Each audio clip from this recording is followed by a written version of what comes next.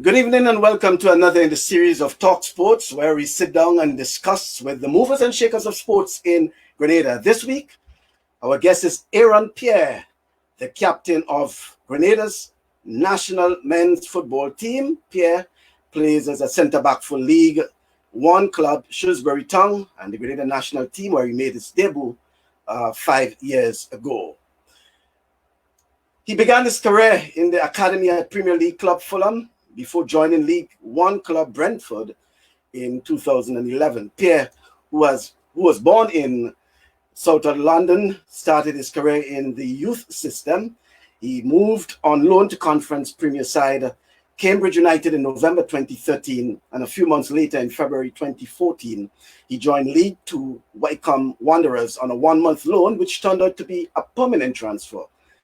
In July of 2017, Pierre signed for League One club Northampton Town on a 3-year contract. He won the club's Player of the Season award for the 2018-2019 season. Then finally, last June, it was announced that Pierre had signed for League One side Shrewsbury Town for an undisclosed fee on a 3-year deal. On January 14th this year, Pierre scored an 89th minute winning goal in a 1-0 home win against Championship side Bristol City in an FA Cup third-round replay to set up a fourth-round tie with Premier League giants Liverpool.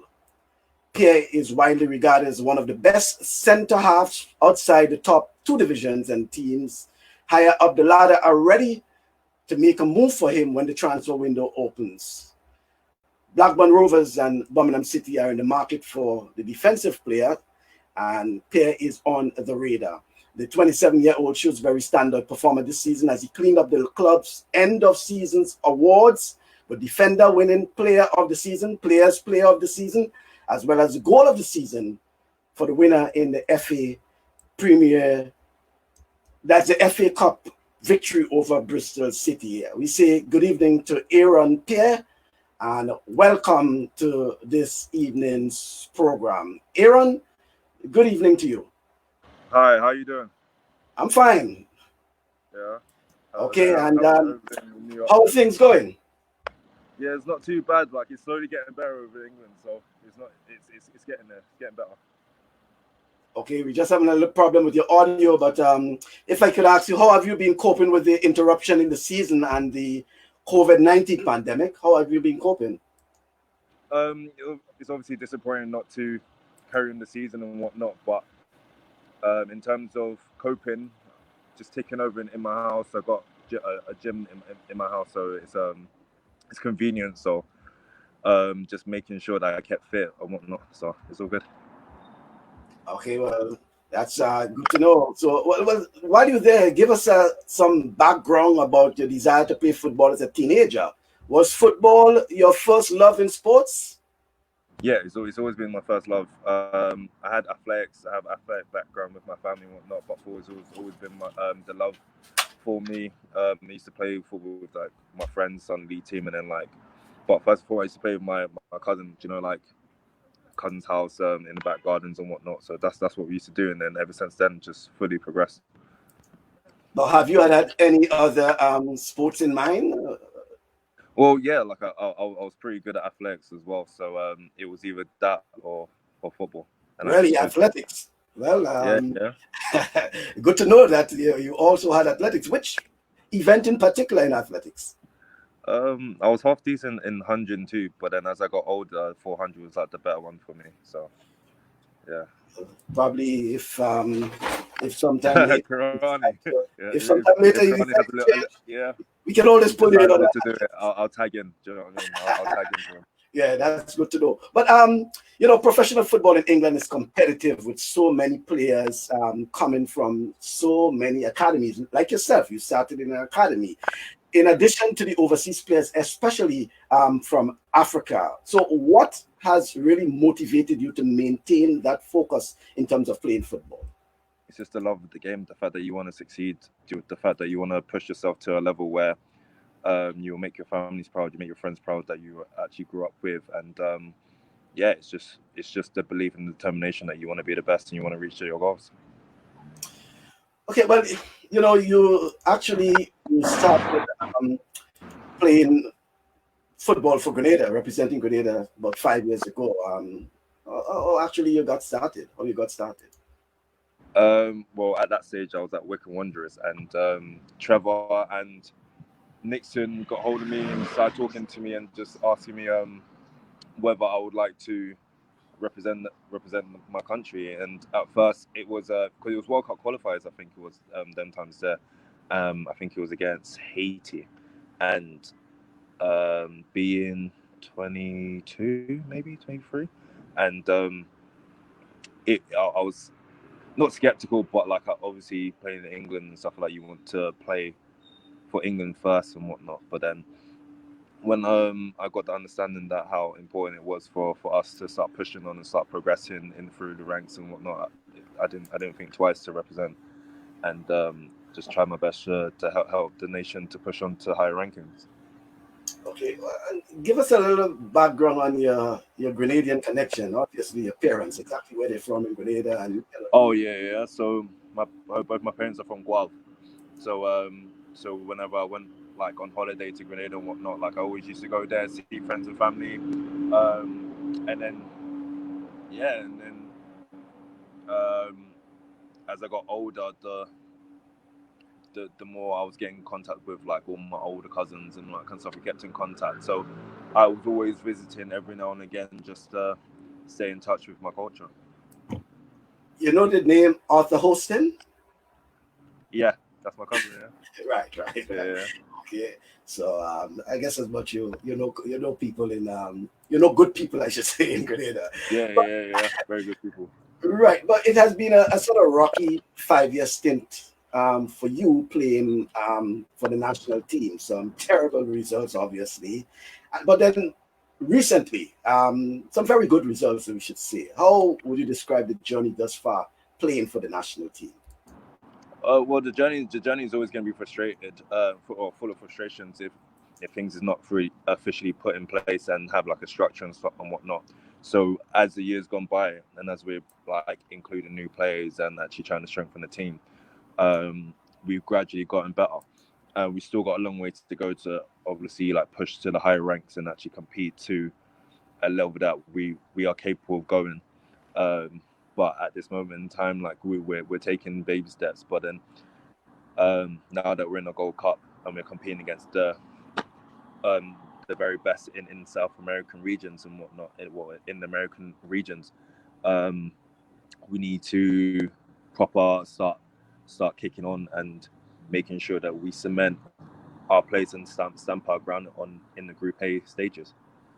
How do you, in particular, you have been able to gel with those local players, especially when at times there's not much time available from when you arrive with the team to actually game time. How you have been able to acclimatize with those players?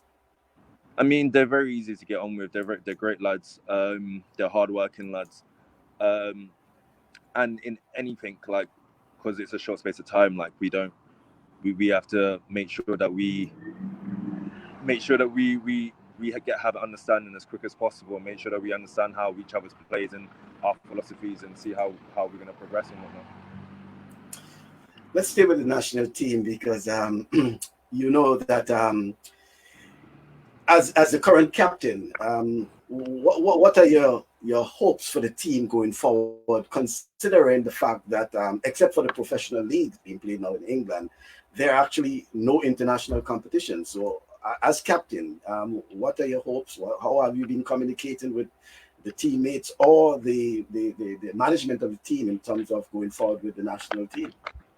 Well, hopefully we'll strengthen our team and make sure that we're in a position where we can compete against the very best, um, and help one another, because there ain't no INT, as everyone knows. Like, so we need to make sure that as a collective team that we push each other and make sure that we don't let anything slack, and make sure that we stay on top of things and make sure that everything is as fluent as possible.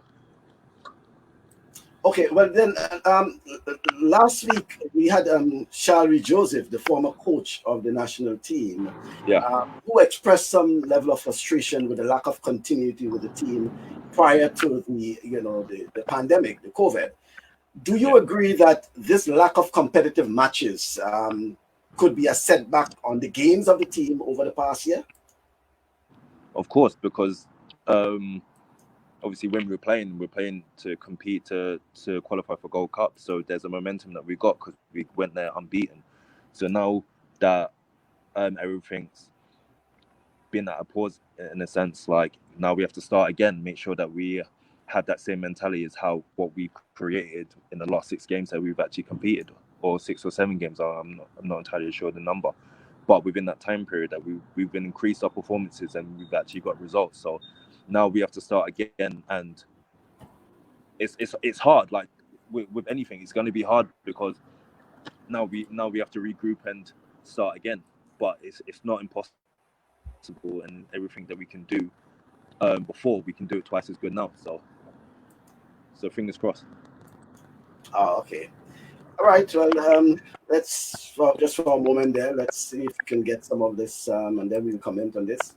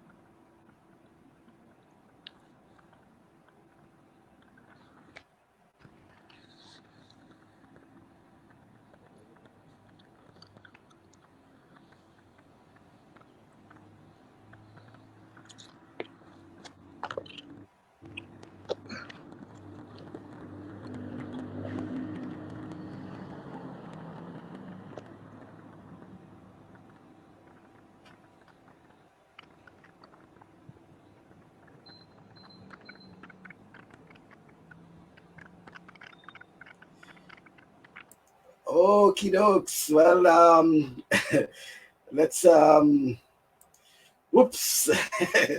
So there it was.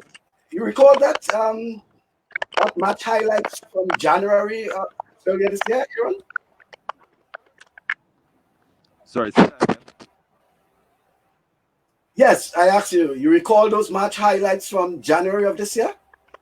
Oh yeah, of course, yeah. Great moments, great moments. Okay, that's what we were speaking about. The 89th minute goal that you scored for Shrewsbury Town that gave you the win over Bristol City and set up the tie against Liverpool. Yeah, Um, yeah. yeah, so talk to me about that. I mean, how was it feeling? I mean, obviously, I mean, you were the man of the moment at least. Yeah, of course. Like my face was full of elation, as you can see there. It was a great team effort, especially playing against a team that's in the higher division and they're fighting to get to the Premier League at that stage. Um, and we fought hard, we fought well, and at the same time, I think it was deserved because in the first leg, we had chances, we had a lot more chances, and we could have put it to bed there and then, but it's football. It's not always going to go that way. So second half or second leg, and we knew that we was playing against Liverpool next round. So we had to make sure that because they're like in our area, Liverpool's not that far, and quite a lot of people are Shrewsbury fans, but then like their Premier League teams are Liverpool. So the fact that Liverpool was in the next leg and we actually got and that was revealed, everyone was like raring to go and everyone was excited because we're playing against the best team in the world. So when that happened, you can imagine how the whole atmosphere was just electric, and everyone just erupted, like and the fans are great. The fans at our club is amazing, and everyone ran onto the pitch after the game, and everyone was just cheering and jumping for joy and stuff like that. So it was an amazing feeling to be the match winner. Okay. Let's say, well, and you talk about, playing against Liverpool and obviously playing at that level, but you have been linked to Blackburn Rovers and Birmingham City. While this is preliminary and no formal talks have really been confirmed, Aaron, are you prepared for the challenge at playing at the next level of English football? Of course, I mean, in any circumstances, you have to be ready if something like that happens. Um, played against these individual teams over the years as well, so it's I'm comfortable competing with them. I'm comfortable, and I'm sure I'll be comfortable to be if it ever happens, whatever club it may be, or if I'm lucky enough to nick a move or anything like that. But at this moment in time, I just have to focus on myself, make sure that I'm good for the next season to come at my current club, and not think about anything else. Like make sure that my football does all the talking for me. So all the talks right now, it's all good because it shows that I'm doing something right. I guess, yeah. So I just need to make sure that I maintain my standard and improve and progress from there. So now, what it is you have been doing, during the pandemic period in terms of keeping yourself, ready for when your season actually resumes? Yeah. Well, um, I got bits and pieces. I got like an indoor bike. I got gym stuff at my house and whatnot. So basically just taking over, making sure that I do some cardio. I do some bit of running outside in the park nearby. Just general stuff, just to make sure that you're sharp and you don't lose everything. Because the thing is with football, um, when you don't actually play or train, like after like say 2 weeks, it feels like you've lost everything, so you have to start again. So for me, it was all about topping up and maintaining. But then the club was always making sure that we had a program to do, so we was always doing that, making sure that we do them, and making sure that we keep on top of things and make sure that we don't actually lack or stay laboured or anything like that, and just be like a couch potato at home. So yeah, it's good. But you're hoping to return to the pitch as soon as possible, though. Oh yeah, like there's no better feeling than being on the pitch. Like you do all the hard work in training, and obviously pre-season's coming, which is no one enjoys pre-season because it's the hardest part of being a footballer, because you're going through the trenches and making sure that your body's in the elite form of as possible. But the main prize, the main cake, is the game on a Saturday, or like, do you know what I mean? Like the league game. That's all it is. Like, you're happy when you're on the pitch. Yeah, you express yourself the most when you're on the pitch. So I just can't wait. You would have played with a number of local lads. I'm talking about Grenadian footballers. Yeah. What would you say to them? What it takes to get to the next level? I'm sure they know, because they're very hard working lads as well. But it's doing extras, going the extra mile to be the best. The trainings are going to get harder as the high level you go, as is expected. But all in all, just work hard, just keep your head down, keep grafting, and then your time will come. Like, your time will come. But you have to make it happen. You have to make it happen. Don't say hopefully. It could be like you have to put yourself in a position for it to happen. So fingers crossed in it, like, for everyone, because I love to see everyone win, and especially if they're Canadian, because it's a bonus, because it benefits our nation, and it's not even just like it benefits our nation. It exposes us to the rest of the world. It's like, oh, like, who's this player? Who's that player? Oh, they're from Grenada. So it's always gonna bring back good news and good feedback to the nation, which is going to be more attraction. So. And how the other players like Omar Beckles and others, you have been in touch with those guys? How are they faring? How are they doing? Yeah, almost doing great. And I was on the phone to him earlier today, funny enough. But yeah, he's good. He's taking over. He's making sure that he's in the best physical state as possible as well. Um, yeah, so hopefully when we go back soon, that everyone's in good conditions, and we go again. All right. Well, it has been a pleasure talking to you. I know I've been Very much. speaking for you very late in England, indeed, and Yeah, it's been up to midnight now. Yeah. yeah, I'm taking away some of your time, but it has been a pleasure, for you, at least speaking to us and getting to know that you are hoping and everything is going well, and we wish you all the best. I'm hoping that I can continue getting good news. I mean, I've been seeing the good news, but I hope that you move from one level to the other, and hoping that we can see you in a not too long future representing Grenada once again. Thank you very much. Okay, then. Well, thank you very much. Yes, that's Aaron Pierre live from us speaking in London, very late in London, and he has been able to be with us. And he's, thank you.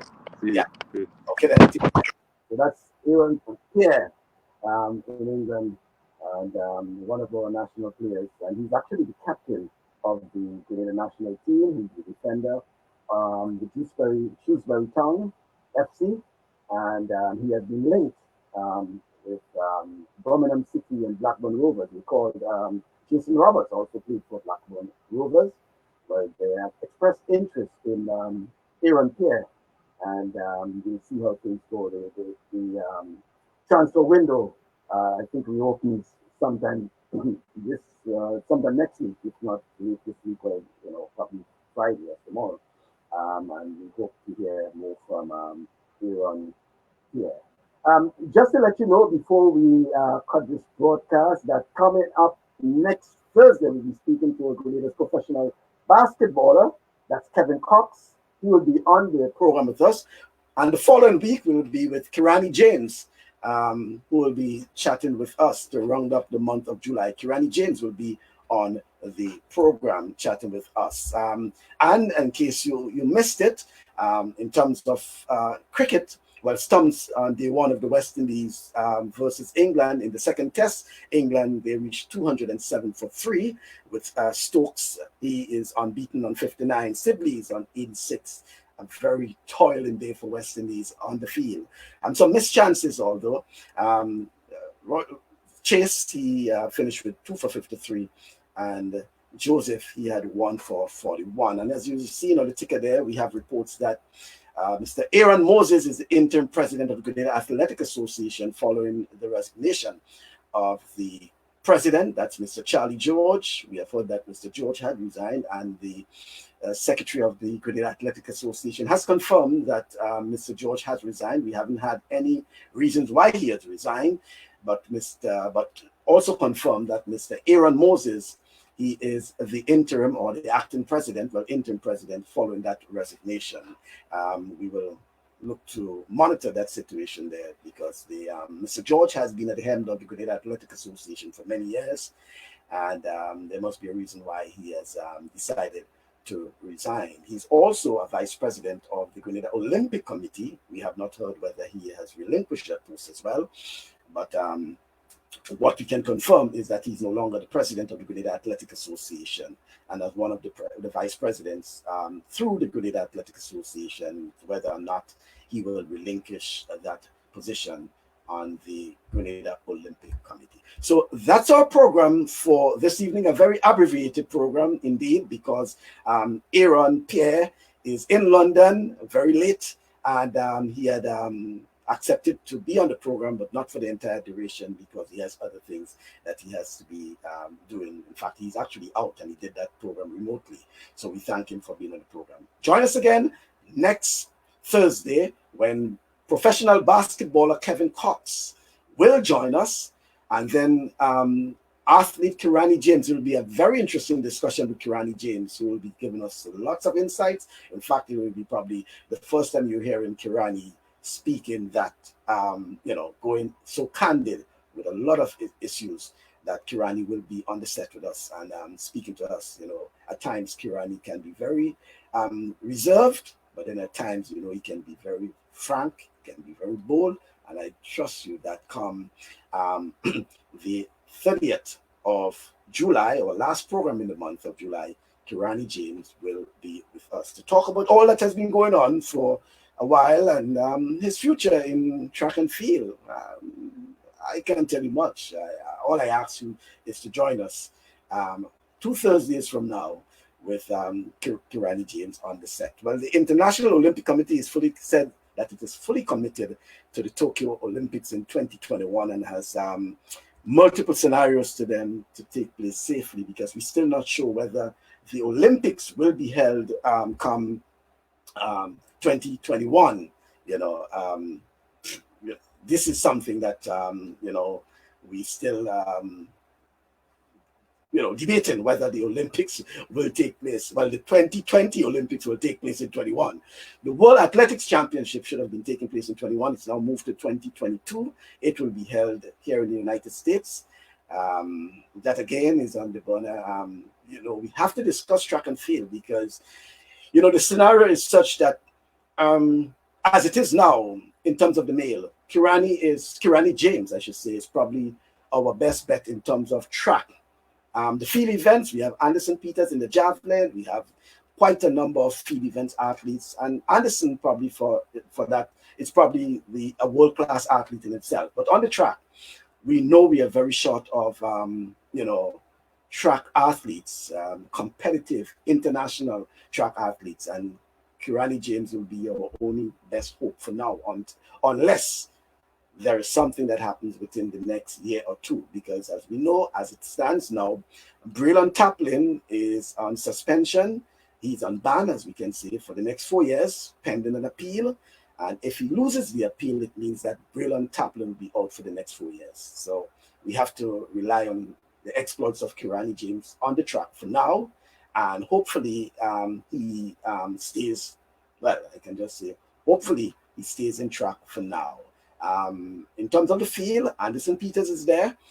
In the javelin, we're hoping that the other field event competitors can come on as well and be competitive, because, year go, year come, the events become a bit challenging. Who ever knew that when Kirani started as the 400-meter champion, that it would have been so crowded, so competitive? In fact, the 400 meters is considered a sprint these days. They basically sprint the 400 meters. When they started, you're slow and then you pick up pace, etc., etc. Guys are now sprinting at 400 meters. Very, very competitive. So that will be a debate for us to talk about when Kirani comes on in 2 weeks' time. And then we'll be talking basketball next week. We haven't spoken basketball for quite a while. We do have a professional player in Kevin Cox, and actually a homebred player in Kevin Cox. It's only a few years ago Kevin actually relocated here to the United States, but he has been a homebred. Came from the exploit of Wesley College. Yeah, Wesley College. We call Kevin Cox playing on the Carnage basketball court, and he has transfer his exploits here. He has dominated the college, this community college here in the United States, and then he is now moving into the professional ranks of basketball. We'll be talking to Cox to hear what he has to say about his exploits and how he has moved in, and thought more or less his encouragement for a number of these youngsters who have a lot of interest in basketball. As you know, basketball has, to some extent, some people have said that basketball has dented the exploits of some other sports like cricket and football and track and field, because at one point in time, just about every boy and girl has been playing the sport of basketball. That in itself will be very interesting. I know former Sports Minister Patrick Simmons is on. Good evening to you, Patrick Simmons. I know that is something that is also dear to you, and obviously you may want to, probably speak about that. Why not? This obviously is something that has been dear to a lot of folks, and how has some of the sports basically been affected. This did say some people have alluded to the fact that Basketball, to some extent, some people may disagree whether or not the sport of basketball have really affected the exploit of some other sporting disciplines. You heard from Aaron Pierre that he had an interest in track and field. If he did not get through with football, track and field was his. In fact, he was a sprinter. He looks as a sprinter, as a matter of fact. If he did not get through with football, track and field would have been his next option as a sprinter. But there has been the argument, I recall, on radio and television in Grenada that there were sports officials who were actually complaining, not directly, but alluding to the fact that the sport of basketball was taken away. Some of the athletes, whether it's football, whether it's track and field, even cricket, they were actually blaming that. Some can disagree with that. It's a right of youths to be involved in various sporting disciplines. The Windward Island Secondary School Games, for example, the competitors are multi-talented. They said also in the 60s and 70s, most of the top sportsmen and sportswomen were multi-talented. They used to play football, they used to play basketball, they used to play cricket. In fact, I can go as far as saying Junior Murray was as good in football as he was good in cricket. Junior Murray played both football and cricket at the national, junior, and senior level, representing Grenada at the same time, at both levels. So it's an argument, and some may agree, some may disagree. But at the time, there was this tugging and pulling as to whether or not the sport of basketball did, in fact, impacted on the youngsters, albeit basketball was a TV sport those days, and you could find just about every basketball game on television, unlike the other sports disciplines. Only now, the track and field and the football and thing, are on TV as it was. Then, basketball has always been a made-for-TV sport, and in those days, the sports on television. In fact, the television stations used to be showing more basketball than anything else. There isn't a night or week gone by during the NBA season that, basketball is being shown. Unlike, probably football, whether it's local football, or such like that. Here I'm hearing from the former sports minister, Patrick Simmons, that basketball has always been under attack by sports administrators in Grenada. There we go. So it's an argument, and obviously it's something that is debatable. This is now the, we can say, in retrospect, and Patrick Simmons is a former basketballer himself. Obviously, he has gotten an education through the sport of basketball. I know the same for people like Cyril Cox and others. So there are a number of people who will defend the argument that no, basketball has always been under the attack rather than basketball attacking the other sports. They have benefited from the sport of basketball, albeit we have not had anyone in terms of basketball moving right through the ranks, even though we have produced a number of top basketballers. For one, some of them said the lack of facilities. That again is another thing that we can debate. Whether or not after, with all these years and all these top players that the sport of basketball produced, whether or not basketball has been shortchanged in terms of facilities. Probably they'll say gone are the days of the hard court and the outside court, and where basketballers these days, you play in the indoor arenas, and you play probably on the Carnage or Tantine or Granans, outdoor facilities, even Sotels, Wharf, wherever, and then you expect to represent Grenada, and then you have a artificial turf, you have the indoor facility, and it's pretty new to you. How do you acclimatize yourself? These are the things. It's time that the sport of basketball, just as swimming has been making a case for the facilities. We have been producing top swimmers, but it's still without an Olympic-sized swimming pool. You're still swimming in the 25-meter, not even a 50-meter. But yet for all, we're still producing top swimmers, dominating the sub-region in terms of the OECS and going on to probably the Caribbean and winning medals in between. But yet for all, Grenada is still without the facilities. We can say cricket, track and field, football, they have made their grade. They have gotten the facilities, and to some extent, we have seen the dearth of cricket players now. We have seen track and field to an extent, albeit the Kirani James and others were there before the stadium. But the facilities help in the whole ambience, the whole upgrading of, and in some cases, the motivation of the youngsters, But the sport of basketball, I intend probably to speak a lot on that come next Thursday. Hopefully, we'll have some more in-depth discussion with others who will probably be able to come and defend the sport of basketball. As you said, it has been under attack over the years. And as Patrick Simmons says, long live basketball.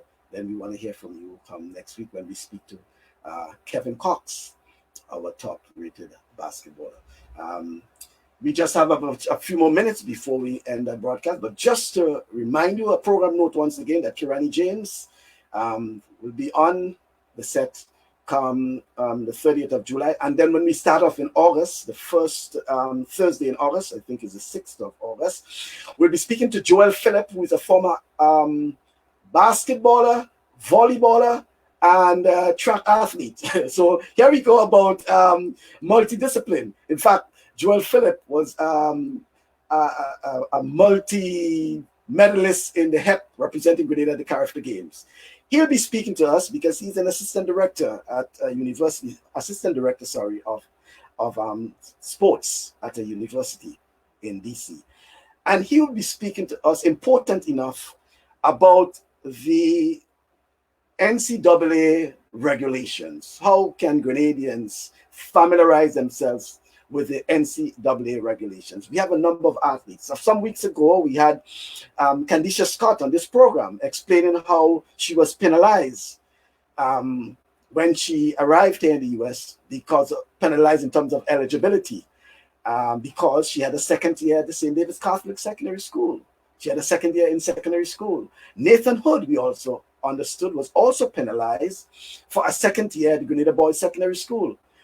So we will speak to Joel Phillip about these things, all these new regulations, which will impact our prospective, athletes. And when we say athletes, we speak in the broader term, whether it's football, whether it's basketball, whether it's volleyball, whether it's track and field. How will this impact you? So it will be interesting for these prospective athletes to listen to that program. Parents also important, and coaches should also be important, because we heard from conditions because the coaches in Grenada are not familiar with what is happening here in the United States in terms of the NCAA regulations, which at times change, year after year. And because they hear it's a scholarship, they jump to it, and we send our athletes to the United States without knowing some of the other, effects. There are other costs involved sometimes that they are not familiar with. And we're hoping that Joel Phillip, who passed through the system himself, will be able to speak to us about the regulations. Joel has moved through, he was a quarter miler. He represented Grenada at the Olympics in 2008. He also represented Grenada at many of the Character Games during his tenure. Won many medals at the Character Games as well, participated in Windward Island Secondary School Games. He played national volleyball, national basketball, a national athlete, well-talented, well-rounded. And he will be speaking to us about that. So it will be very interesting for the parents and the athletes and their coaches to tune in come the 6th of August, right after Kirani James' program on the 30th of July, where we'll be speaking about these things that impact, and they have impacted a lot on our athletes I recall some years ago, many years ago rather, that when Aline Francis has been a victim of the NCAA regulations and eligibility. Many people don't know about that, but it's something that Francis spoke about a lot of years ago in terms of when you attend secondary school, and in the case of and we're speaking about in Grenada, and you have a second year, or you attend the national college. Well, at the time it was the national college. It's now the TA Marshall Community College. You have to know that there is penalties for that and the eligibility regulations and things like that. So even if you do, that you may lose out a year of eligibility and all these sort of things. So these are things that they have to be familiar with before the athletes accept these scholarships. It's not just signing that I have a scholarship and I'm leaving and I'm going, but understanding what it is you're going into. And we'll be getting some clarity on that. I spoke to Joel, and he's very excited about speaking about that because he knows of a number of Grenadians who have fell victim to the system. And, there's nothing that could have been done after because, who knows? That is how it goes. So once again, I want to thank you and thank Aaron Pierre for being with us for the half an hour. And we look forward to you. We hopefully will have a full hour with Kevin Cox and others, because I'm certain the whole issue about basketball and the threat that basketball seemingly poses to other sports will be on the front burner. And I know of some who are very, very defensive when it comes, defensive, no pun intended, when it comes to the sport of basketball, and they'll be coming to the defense of basketball. The likes of Patrick Simmons and Cyril Cox, and they have Wilbur Thomas and Brandon Bain. I mean, I can just go on naming names of who will be coming and hoping to defend the sport of basketball. Thank you very much once again, and see you next Thursday at 6:30 p.m. Eastern Time, when we will have professional basketballer Kevin Cox on the program.